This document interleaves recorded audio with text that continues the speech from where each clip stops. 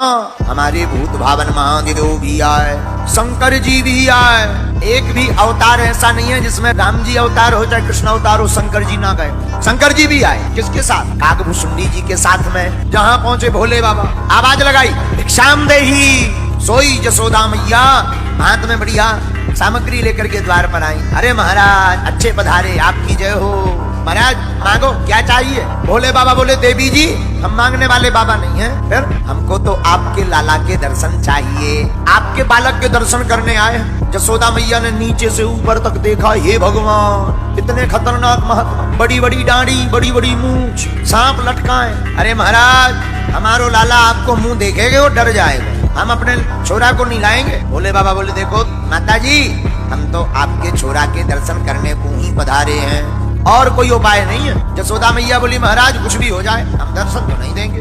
आप दान ले लो, हीरा ले लो, जवाहरात ले लो, मोती ले लो, हम तो कहते एक आध गाँव ले लो, गंगा ले लो, पर छोरा के दर्शन ना करवाएंगे। शंकर जी बोले, माता जी जानती नहीं हो महात्माओं की हट कितनी कठोर होती है, साधु हट कर ले तो गड़बड़ हो जाता है। जसोदा मैया हाथ जोड़ के बोली, सुनो बाबा जी महात्माओं भर की हट खतरनाक नहीं होती, त्रिया हट भी खतरनाक होती है। भोले बाबा ने विचार करो, हे भगवान इस बार तो मैया बड़ी खतरनाक है, पिछली बार राम अवतार में तो बड़ी जुगत से चले गए। राम अवतार में भगवान शंकर राम जी के दर्शन के लिए ज्योतिषी का वेश बनाते, और राम और कृष्ण अवतार की एक हम विचित्र स्थिति बताएं। राम अवतार में राम जी के दर्शन के लिए शंकर जी को रोना पड़ा, कृष्ण अवतार में शंकर जी के दर्शन के लिए भगवान कृष्ण को रोना पड़ा। राम अवतार में लंबी लाइन में शंकर जी लगे, काकभूषुंडी जी भी लगे, लंबी लाइन में जल्दी जल्दी चले जा रहे। दूर से ही देखा, भगवान ने भी देखा, शंकर जी ने भी देखा, ठीक से नजर नहीं मिला पाए, ठीक से देख नहीं पाए, आंखों से आंसू बहाते हुए सरजू जी के किनारे आ गए। हे सरकार आपके दर्शन न हो तो क्या काम का आपका होता, हम तो आपके बिना रह नहीं पाए। तो काकभूषुंडी जी ने एक उपाय बताया, रो मत, एक काम करो। बोले क्या? ज्योतिषी बन जा। आप तो सब जानते हो, ज्योतिषी का भेष बनाओ, चमत्कार का महिमा फैलेगी। सोई अपन को जो है दशरथ भवन में बुलाया जाएगा, दशरथ महाराज जी बुलाएंगे, पक्का है। अब भोले बाबा जैसा कोई ज्योतिषी हो, आप मन में विचार करो, जो तीनों लोगों की जानते। कोई आदमी स्नान करने जा रहा, सोई को बुला लेते थे, क्यों भाई तुम्हारे पिताजी का अमुक नाम है?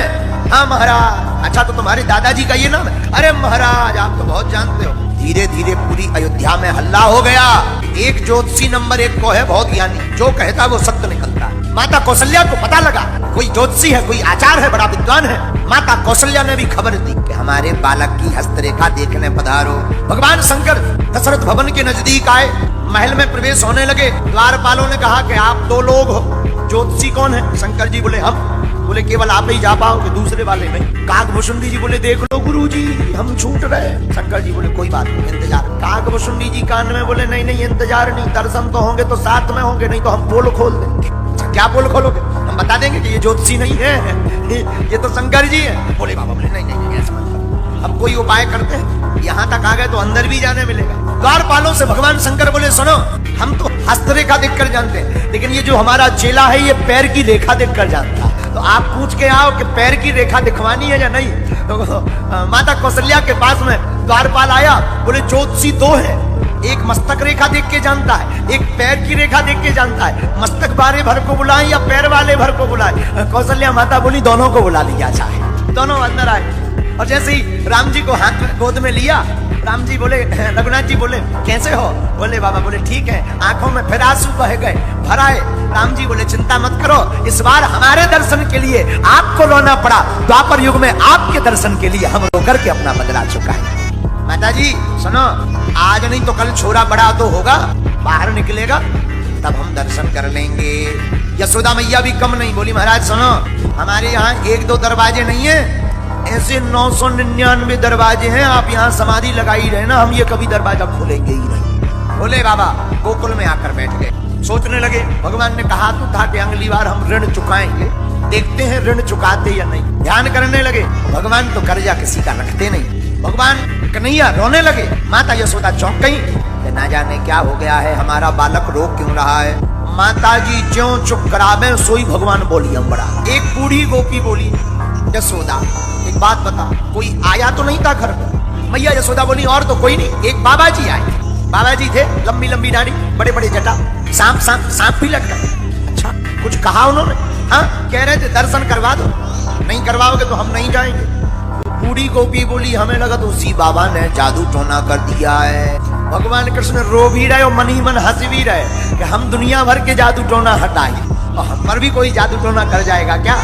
लेकिन भगवान लीला कर रहे हैं और जोर से लगे जादू टोना को नाम सुन के, और जोर से किलकारे। गोकुल में एक वृक्ष के नीचे भगवान शंकर बैठे हुए थे। गोपी गई महाराज आपको हमारी मैया ने बुलाया है, यशोदा रानी ने। बोले बाबा बोले हम किसी के घर नहीं जाते। तब काकभूषुंडी जी ने कान में कहा उसी घर से बोलो हुआ आया जहाँ सरकार है। अच्छा चलो चलो, हाँ गोपी ठीक है चलो चलो। शंकर जी आए, भगवान पहले रो रहे थे लेकिन भोले बाबा को देखकर जैसे ही भोले बाबा गए, क्या हुआ मैया? महाराज जब से आप गए हो हमारा बालक रो रहा है, लाओ हमारे हाथ में।